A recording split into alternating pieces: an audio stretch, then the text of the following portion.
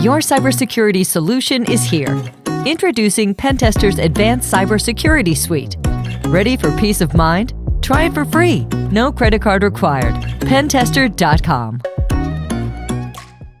My father actually got picked up for that shooting and brought to the hallway because there was a witness that saw a person built like my father in the chin, because they had the same type of built and the same kind of black wavy hair.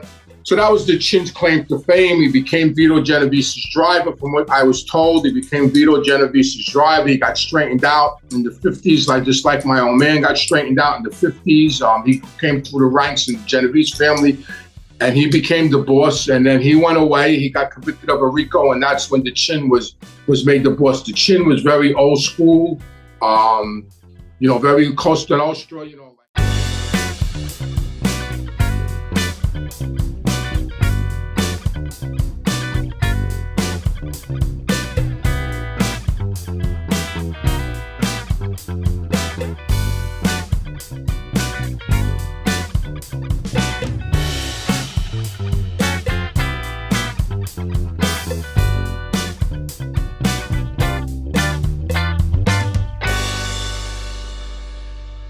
Hello, my name is Anthony Ruggiano Jr. I want to welcome everybody to Reformed Gangsters. And if you like our content, please hit the subscribe button. Also, become a Patreon member. The funds I raise for Patreon go to my content and to better present my show. So please become a Patreon member. Also, you'll have early access and one-on-one conversations with me. So click the button. So tonight, a lot of people keep asking me about Vincent Gigante, better known as the Chin.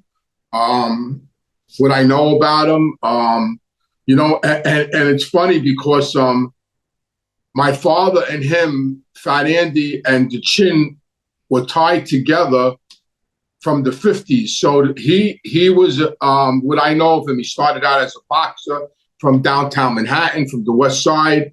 He rose through the ranks of the Genovese family. He actually, before he became Vito Genovese's driver, so Vito Genovese was allied with Carlo Gambino, and Gambino was a captain in the Anastasia family, which my father was a member of the Mangano family. Well, Gambino was also a member of the Mangano family.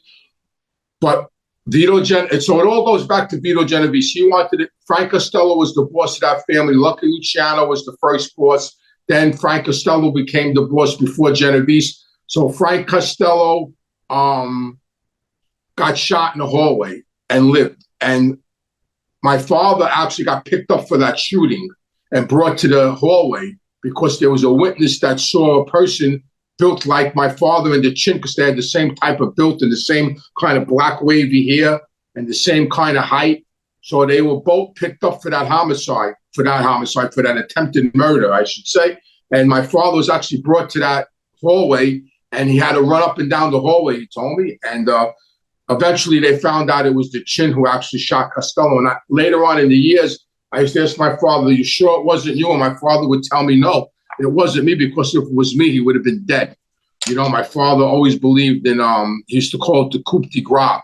Like, you never leave without putting one in the guy's head. Like, that was his trademark. My father, even when he went on a piece of work with someone else and they did the shooting, if they didn't shoot the guy in the head before they left the scene, my father told me he would shoot the guy in the head at least once to make sure they were dead.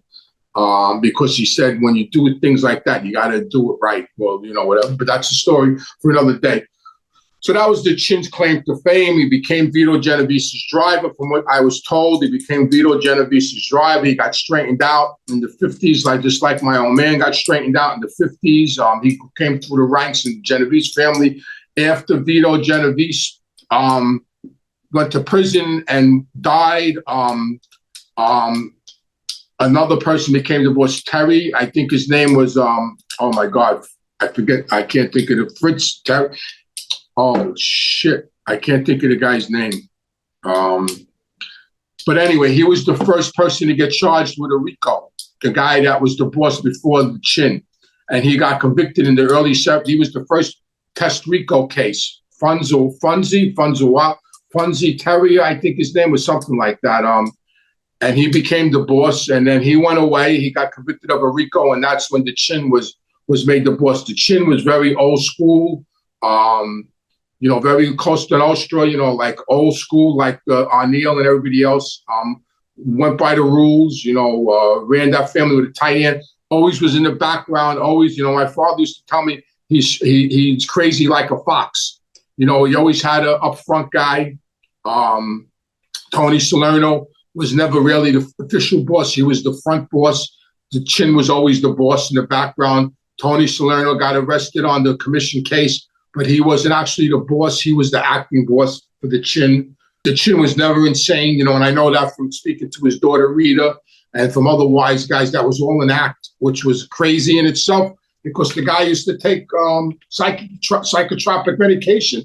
Taking that medication alone, you got to be crazy. To go into psych wards, you got to be crazy. To be normal and live in a psych ward, if anybody had been in a psych ward, think about being normal and living in a psych ward. Like, that alone is fucking nuts, But, he ruled that family with an iron fist. He didn't take no shit, had no problem giving orders to murder people, committed a lot of murders, murdered guys from Philadelphia, lived by the rules.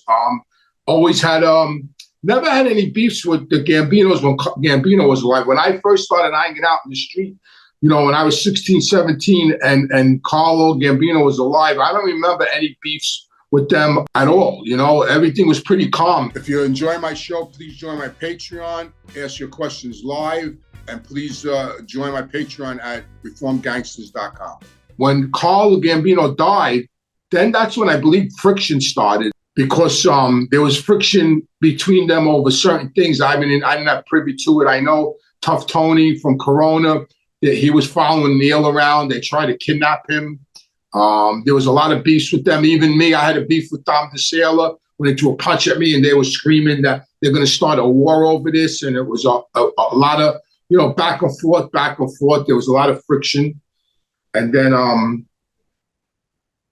I saw him a couple of times with his robe on when I used to go to Sullivan Street with my own man. He would be across the street and he would wave, he would nod to my own man.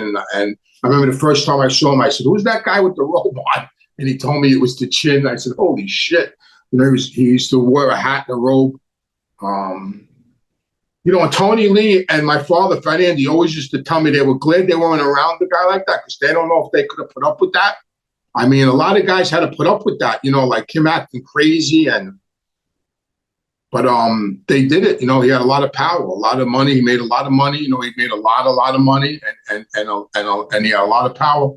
Paul Castellano was killed without permission, and without the commission's permission. That's when the shit hit the fan with John. He did not like John. He did not like John at all. That was a known fact. We all knew it, from what we heard in the street. He was allied with, the Lucchese's against John. Vicar Musso and Gas Pipe did not like John at all. Gas Pipe, especially after he was shot by Mickey Boy and all of them. That was crazy with Angelo Quack and Mickey Boy. They shot Gas Pipe. So there was no love there. And, and people died. The Chin was behind Frankie the Chico getting blown up. The Chin was behind Eddie Lino getting killed. The Chin was behind Frankie Lino getting killed. Bobby Borriello getting killed. The Chin and the Lucchese's, they were allied against John. I remember when all that was going on, John had bodyguards. They were having sit downs, and you have to sit down, and then finally it was straightened out. It was straightened out, and it ended, and nobody else, and there was no more murders moving forward. But there was a lot of friction. That's because the Chin believed in the rules. He was on the commission and he believed in the rules, and John broke the rules, and they made him pay a price for it. And I knew a lot of guys in the Genovese family. I knew a lot of his captains. I knew a lot of his wise guys. That I knew through running around. I did business with a couple of them. I did business with Ciro Perone. I did business with Fritzy Giovanelli. He was a banker. We would turn it into our numbers to him. I was edging off sports to him. So I did business with the Genovese family, the vending company. I was partners with them on my vending company I had in the 90s. We had a major vending company together. I was partners with them. That was the Genovese. I had a big sit down with them over this vending company. This guy that was with us, they tried to put a claim in on him.